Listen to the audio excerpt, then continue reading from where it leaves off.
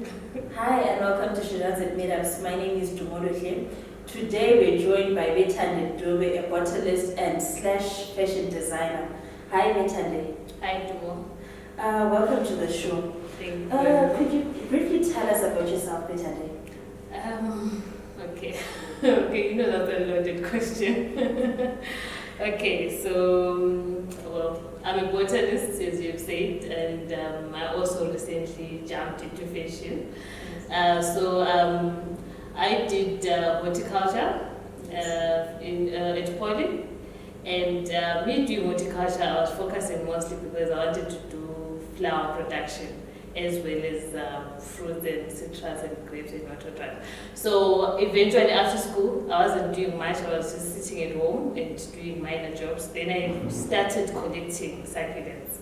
And I started collecting succulents and then I was growing them.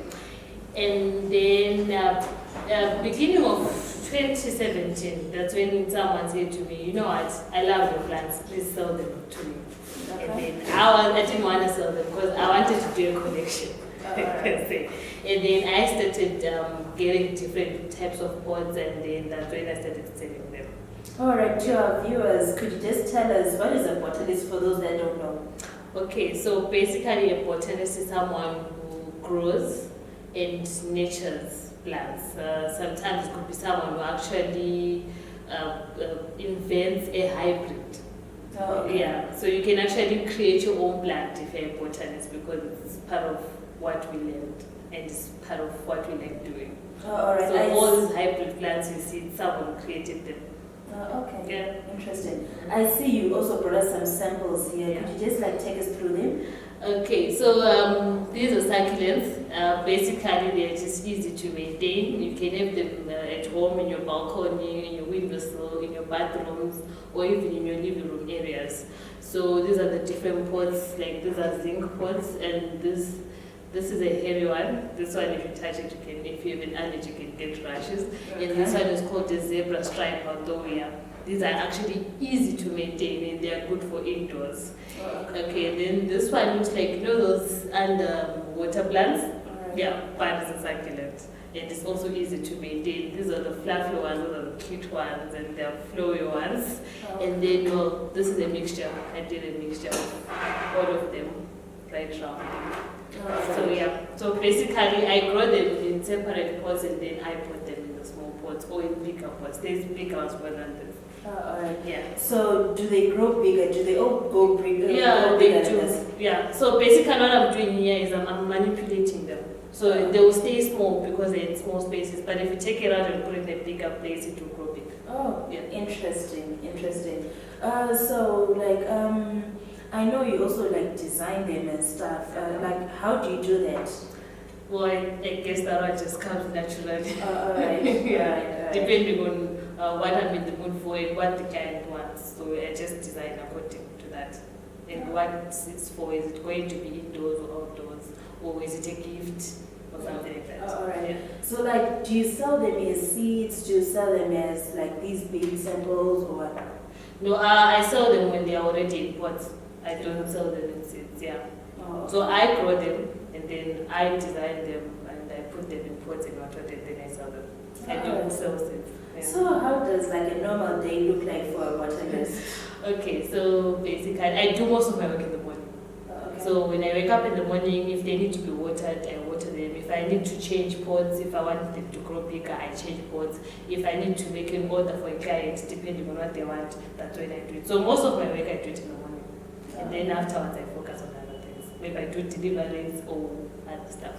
Alright. Yeah. So do these plants have special effects health-wise, environmental-wise? Do they have any special effects? Yeah. So the first thing is they are water saving. So you don't need much water for them. There you have it. So in drought, you can have plants. You cannot have a dry house, the house that looks dry, you can have plants.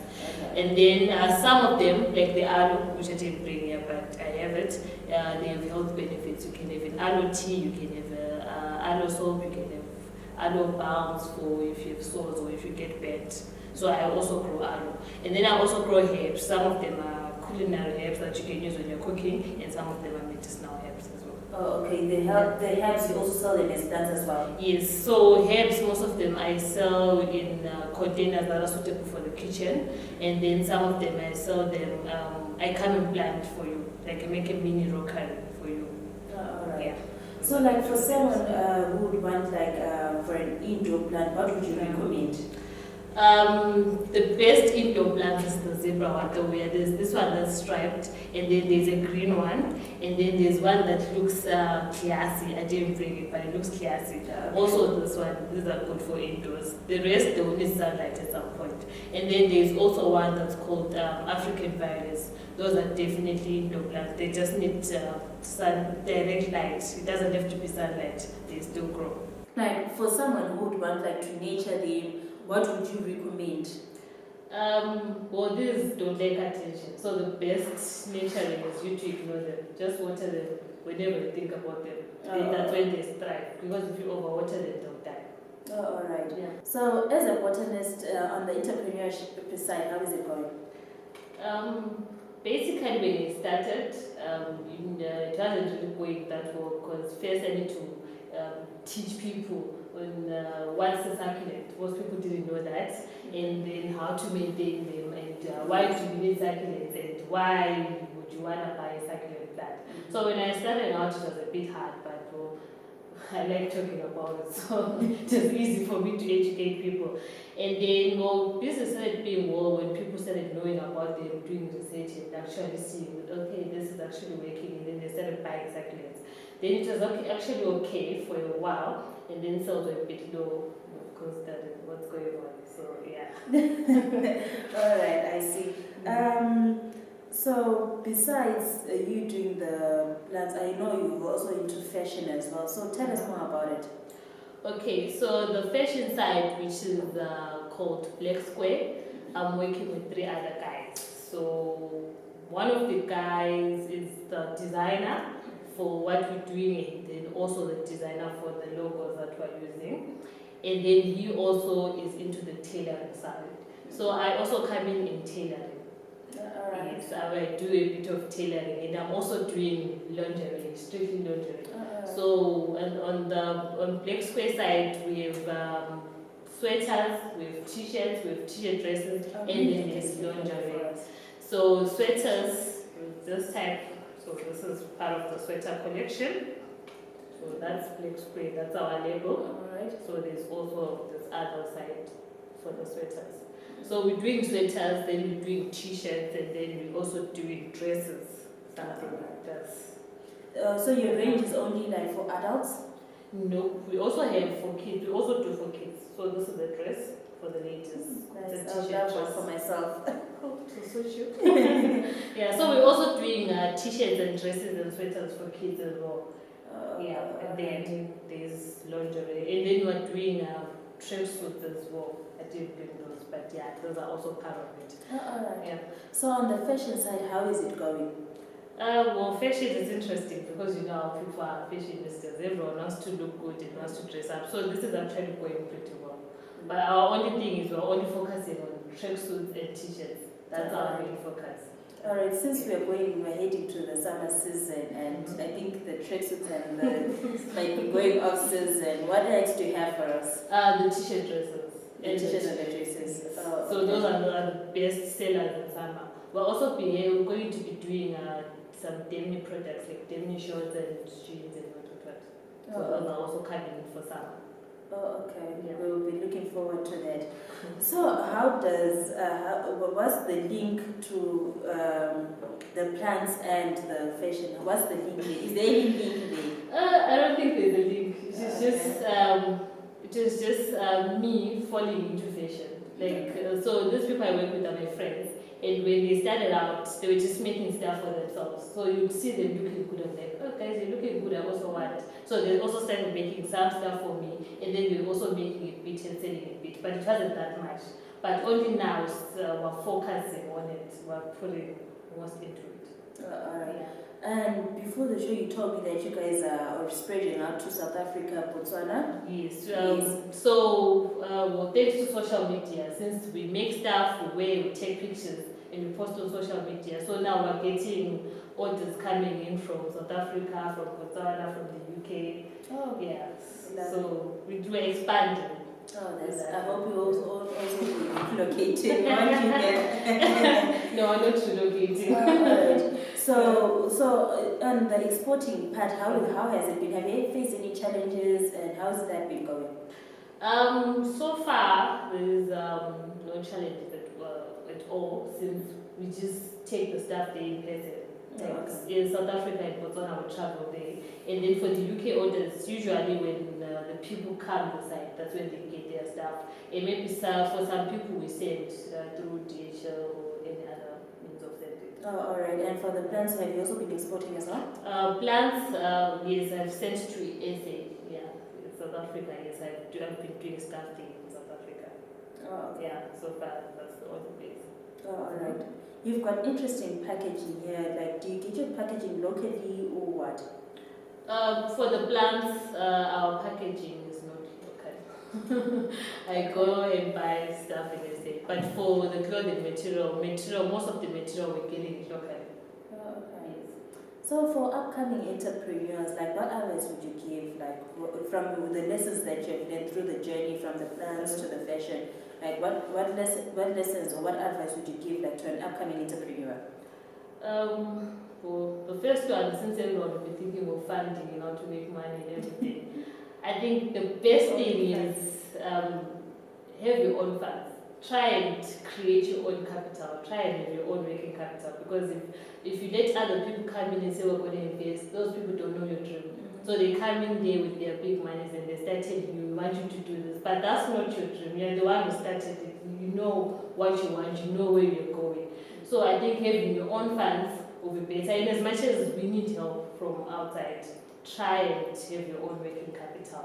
That's the first thing I'll tell you. But if you're lucky enough to get someone who's a silent sponsor and they give you huge monies, that's a good deal. So all you need to do is you need to make sure you're making your products and you're selling. And don't change the quality of your products. You know how things are. When you're starting, you're making good products, and then now when you start checking out some things like, I know I will replace this with that, that's not okay. Just continue with what you've started. Okay. Yeah. And on the fashion part, you mentioned that you've got a team that you're working with. Mm-hmm. How has that been having to work with a team? It's actually interesting. I'm the only girl. And yeah, I think we're getting along pretty well. So two of us are the ones that are doing the tailoring, and then the other two, and me as well, were doing the sales. So I manage the social media pages, then the other guys are the ones that do the deliveries to our clients for the orders. Right. And then the other guy is the one who was handling the finance. Okay. Yeah. No, the reason why I'm asking is because in most cases when you ask some people that you once did that, what happened, they tell you, no, we're a team and someone else backed out and that's why we didn't continue and stuff. That's the reason why I'm asking, working with other people and coming together for a certain cause, how is that working out for you guys? Well, it's actually interesting. We do fight, especially if the other person is delaying with orders or making with orders or collecting or delivering. But so far, we are working well. I think we're a good team. Yeah, I'm not seeing any problems so far. All right. Yeah. So both on the plant side and the fashion, if people are interested in the products, where could they get them? Okay, so for the plants, we have an Instagram page. It's called Jardin Eden ZW. That's where you find every product that I make. I post a picture in it. So for all our plants, you can go on the Instagram page. And then for the clothing line, we also have an Instagram page at Black Square. And then lingerie is at Black Square Lingerie. So that's where you find our products. And then what else do you need? Contacts? I don't know about contacts. Okay. Did you bring the lingerie with you today? Unfortunately, I didn't bring the lingerie with me. I didn't know the appropriate place. Okay. Yeah. No, it's okay. So in your line of production, do you have any challenges? Yeah, definitely have challenges. Like for instance, I'm working from home. So the plants at home, I'm using the yard at home. So every day if you come into my house from the gate there's plants. Every small space at home, there's plants. And then tailoring, also tailoring from home. Oh, okay. Yes. So we make all our products at home. So how has that been working, tailoring from home? Are there any challenges that you face from working from home? Well, the first main challenge is the space.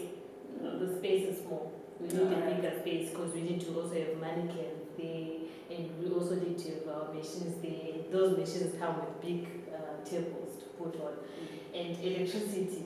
We charge a lot of electricity at the same time. We don't have any now, so our production is very low recently because we now have to work at night, and usually most of us are working during the day, and now waking up at night to actually tailor those things is now a challenge.